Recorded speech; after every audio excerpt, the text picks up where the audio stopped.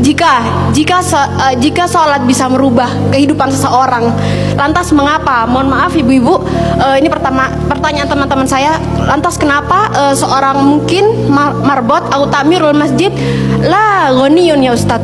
Hada sya'urtu bil huzn wa hada soal yubtiluni bakam tulisannya kadalik wa ana mutawatir la astati ajibu hada soal kadalik Ustaz. Alhamdulillah. طيب بعد من كنا تريدنا أن تسألنا باللغة العربية فلا بأس. شكرا أستاذ. عفوا. So you can ask me with any languages that you want to speak. If you want to ask with English, okay, inshallah. Even in Arabic, inshallah, I will answer. Even in Japanese, watashi wa Indonesian wa desu. Even in France, bonjour, comment ça va? Ça va bien. Even in Tagalog, comment está ka mabuti? Even in Bangladeshi, kamu naso baluashi. Ini beliau tanya, singkatnya begini. Ya, saya senang belajar bahasa. Jadi saya kalau mau dakwah ke negara itu tertentu, saya pelajari bahasanya. Jadi saya mau ke Jepang, saya belajar bahasa Jepang. Ya, saya mau ke Eropa, saya pelajari. Ini teman kita, adik kita bertanya, kenapa marbot masjid itu nggak kaya?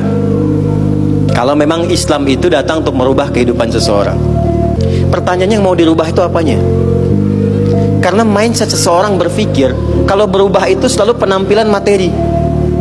Sedangkan Islam itu datang bukan untuk merubah materi, tapi mempercepat dan memberikan keberkahan pada tujuan berkehidupan. Perhatikan baik-baik. Ada 4 pilihan dalam berkehidupan. Silahkan gunakan.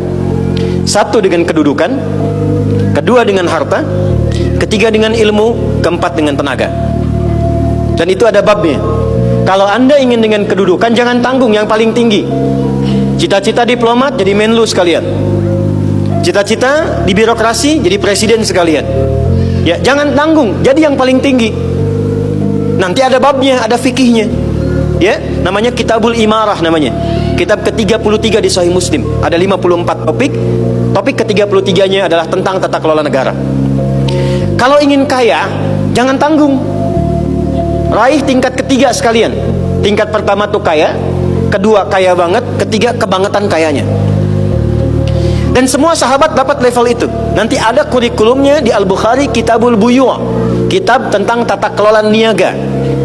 Tidak pernah ada sahabat Nabi, kemudian tabi'in dan generasi setelah itu yang mengamalkan bisnis dengan metode itu.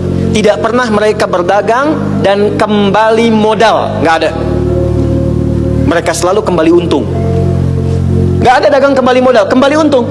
Abdurrahman bin Auf, Utsman bin Affan. Yang pertama tadi Amr bin As, Umar bin Khattab dan sebagainya. 3, ilmu. Ilmu jangan tanggung, jadi pakar di bidangnya. Utsman lihat, oke, yang di birokrasi Amr, saya di harta. Tapi Ali melihat, Utsman sudah ngambil harta, Amr sedang ngambil kedudukan, saya pilih ilmu, passion saya di ilmu. Maka yang diperdalam ngaji. Abu Hurairah ikut, Salman ikut. Jadi kebanggaannya itu bukan ketika kaya, tapi ketika dia punya ilmu yang bertambah. Dan itu yang dia bawa bekalnya menghadap Allah. Kemudian yang paling menarik, ilmu sudah diambil oleh Ali bin Abi Thalib, Abu Hurairah. Harta diambil passionnya oleh Utsman. Kedudukan diambil oleh siapa? Umar bin Khattab. Ya, kemudian Amr bin As. Maka Bilal melihat, dari 4 ini tinggal 1, tenaga. Maka beliau dedikasikan hidupnya untuk mencari ridha Allah yang merubah hidupnya dengan tenaganya. Dengan tenaganya. Maka yang dipakai azan, Allahu Akbar, Allahu Akbar. Selesai azan, Nabi langsung komen, Bilal langsung like, sahabat langsung share, dan kita subscribe sekarang. Apa komen Nabi? Aku dengar suara terumpah kaki Bilal di surga. Bilal ketika mendengar itu, adzan aja udah komen saya ke surga. Ngapain lagi saya kerja harta seperti Utsman? Secukupnya yang ada, yang penting saya jaga, meninggal masuk surga. Itu fikihnya. Maka dari sini muncul fikih marbot. Jadi kalau Anda ingin jadi marbot untuk mencari dunia, Anda salah tempat. Anda harusnya datang ke Hijab Fest, lihat orang jualan, pelajari itu, besoknya jualan jilbab. Kalau Anda ingin menjadi seorang ilmuwan, salah kalau jadi marbot. Belajar, datangi pengajian, pelajari dengan baik. Kalau kita tahu passion kita, bisa milih pertahankan untuk pulang, jadikan itu sebagai istiqomah jalan pulang kita. Jadi kalau Anda pengen sukses ukurannya duniawi, jangan jadi marbot. Nanti kotak infak hilang semua. Marbot itu pilihan fikih, sanadnya ke Bilal. Saya punya murid-murid yang belajar khusus tingkatan S1 sampai S3.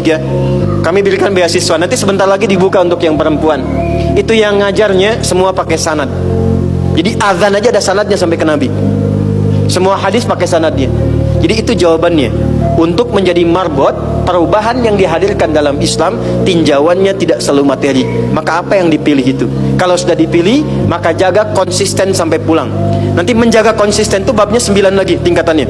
Untuk konsisten, konsis 1, konsis 2, konsis 3, konsis 4 sampai konsis 10.